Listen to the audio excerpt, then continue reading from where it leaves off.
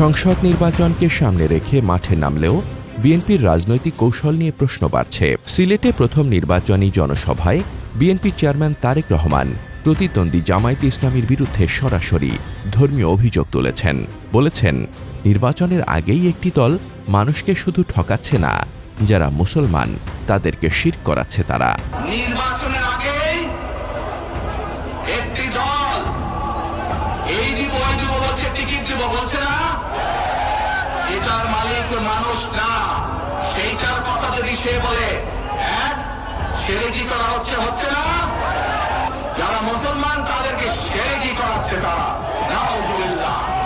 এর আগেও লন্ডনে অবস্থানকালে তিনি ৭১-এ জামায়াতের ভূমিকার প্রসঙ্গ তুলে দলটিকে পরাস্ত করার চেষ্টা করেছিলেন।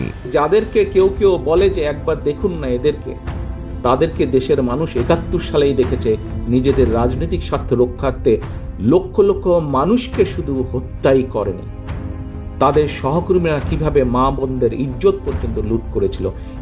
এই কথাটি আমাদেরকে মনে রাখতে হবে। এবার বেহেশতের টিকিট বিক্রেতা বলে জামায়াতকে আক্রমণ করে সরাসরি ধর্মীয় ইস্যু সামনে আনলেন তিনি। রাজনৈতিক পর্যবেক্ষকদের মতে, দেশে ফেরার পর যে সুশীল রাজনৈতিক চরিত্রটি তিনি গড়ে তুলতে চেয়েছিলেন, তার এই বক্তব্যে সেটি প্রশ্নবিদ্ধ হতে পারে। দোজখের মালিক আল্লাহ, বেহেশতের মালিক আল্লাহ, এই পৃথিবীর মালিক আল্লাহ, খাবার মালিক আল্লাহ। আরে ভাই, যেটার মালিক আল্লাহ সেটা কি অন্য কেউ দেওয়ার ক্ষমতা রাখে? বাংলাদেশের রাজনীতিতে ধর্মের নামে সবচেয়ে বেশি রাজনৈতিক লাভ করেছে কে? এই প্রশ্নের উত্তর অনেকের কাছেই একটাই, সে দলটি বিএনপি। নির্বাচন এলেই মুসলিম প্রধান বাংলাদেশে বিএনপি নেতাদের মুখে শোনা যায় ইসলামের বুলন্দ আওয়াজ, মাথায় টুপি, মঞ্চে ধর্মীয় আবেগ। এই দেশে আমরা কোরআন ও সুন্নাহর বাইরে কোনো আইন আমরা করতে দেব না। গণ অভ্যুত্থানে বাংলাদেশ থেকে বিতাড়িত আওয়ামী লীগ রাজনীতির মাঠে না থাকায় এবারের নির্বাচনে ভোটের সমীকরণ বদলে গেছে। সেই নতুন সমীকরণে বিএনপির প্রধান প্রতিপক্ষ হয়ে দাঁড়িয়েছে জামায়াতে ইসলামী। অথচ এই জামায়াতের হাত ধরেই ১৯৯১ ও ২০০১ সালে দুবার ক্ষমতায় গিয়েছিল বিএনপি। কিন্তু একসময় সেই জোটসঙ্গীর বিরুদ্ধেই এখন জোরে সোরে কামান দাগাচ্ছে দলটি। আরেকটি দল আছে ষড়যন্ত্র করছে।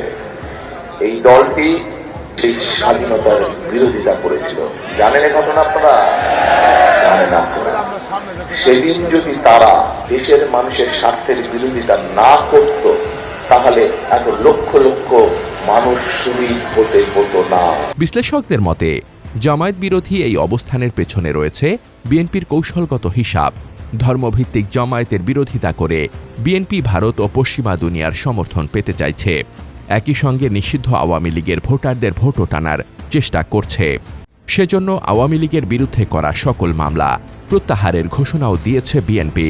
যত মামলা আছে আওয়ামী লীগের বিরুদ্ধে আমরা সমস্ত মামলাগুলো তুলে নেব।